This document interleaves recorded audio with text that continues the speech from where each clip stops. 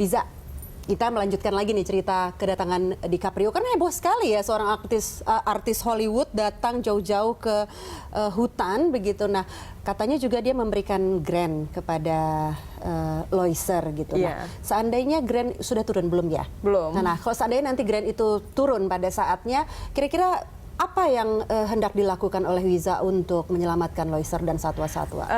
Salah satu yang didorong melalui grant ini adalah establishment of megafauna sanctuary, yang artinya karena hutan-hutan di Sumatera itu kebanyakan hutan dataran rendahnya mostly udah hilang.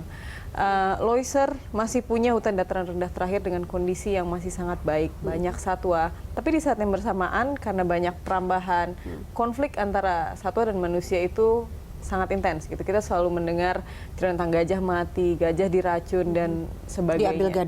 Diambil gadingnya.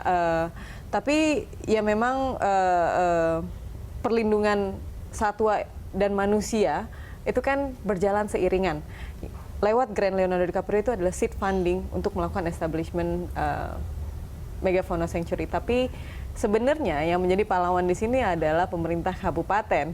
Kenapa begitu? Aceh Timur, karena jarang sekali pemerintah kabupaten memikirkan isu lingkungan itu secara integratif, secara lebih luas dan tidak parsial gitu. Tidak melihat konflik hanya sekedar konflik, tapi melihat konflik itu sebagai pengelolaan tata ruang yang lebih baik. Tapi saya dengar juga Wiza dan teman-teman sedang mengajukan lawsuit karena pemerintah dianggap tidak menggubris atau tidak peduli terhadap kegiatan penyelamatan Loiser. Yang dilakukan oleh pemerintah Aceh adalah menghilangkan status kawasan ekosistem Loiser sebagai kawasan strategis nasional dengan fungsi lindung. Konsekuensinya, ketika status KSN dengan fungsi lindung ini hilang, kegiatan-kegiatan yang tadinya harusnya dibatasi atau tidak boleh dilakukan menjadi boleh. Nah, dampak dari ini adalah akan terjadi pembukaan sawit besar-besaran, pembukaan tambang besar-besaran. Saya bukannya menolak sama sekali sawit atau tambang, karena memang ada sisi lain dari suatu kegiatan ekonomi. Tapi di saat yang bersamaan, ketika itu dilakukan secara besar-besaran di areal yang seharusnya dilindungi, yang akan merasakan dampaknya itu bukan perusahaan, tapi masyarakat. Ketika kebakaran, ketika kebanjiran, bukan direktur perusahaan yang menghirup asap kan? Masyarakat yang tinggal downstream. Jadi teman-teman lewat Gerakan Rakyat Aceh menggugat pemerintah Aceh, DPRA dan Kemendagri untuk memasukkan kawasan ekosistem Loiser sebagai kawasan strategis nasional dengan fungsi lindung di tata ruang Aceh.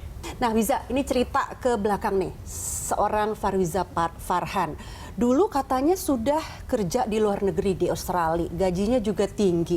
Tapi akhirnya memutuskan pindah ke Aceh lagi, kerja di hutan, bersusah-susah dengan alasan cinta lingkungan. Iya. Memang benar begitu? Memang benar, karena dulu saya kuliah di Australia dan saya lulus S2 di sana, sempat kerja sebentar di sebuah think tank yang mengurusi carbon capture dan storage.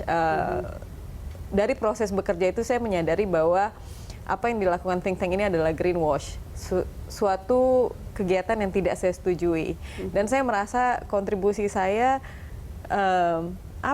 bukannya besar, tapi saya menghabiskan at least sepertiga dari hidup saya untuk itu. 8 jam sehari kan. Ini bertentangan dengan nurani ceritanya. Saya nggak ikhlas, Mbak. Saya nggak ikhlas karena rasanya sayang gitu ketika 8 jam sehari saya habiskan untuk sesuatu yang tidak cocok dan nanti hasilnya itu akan dimanfaatkan untuk hal-hal yang saya tentang. Akhirnya biarpun dengan gaji besar, toh ya apa sih, nggak ada kepuasan batin ya. Uang bukan segalanya. Uang bukan segalanya. Nah, ini memang tadi kan katanya dari kecil cinta lingkungan, tapi setahu saya dulu ambil S1 kelautan, tapi kemudian kerjanya di hutan, bukan di laut. Dulu di tahun 2001, saya pertama kali jatuh cinta sama laut itu di Pulau Dan saya waktu itu belum bisa snorkeling, belum bisa diving, cuman ngelihat terumbu karang dan ikan yang berwarna-warni luar biasa. Sehingga ada keinginan, saya mau pelajari ini, jadi saya mau diving aja setiap hari sepanjang hidup.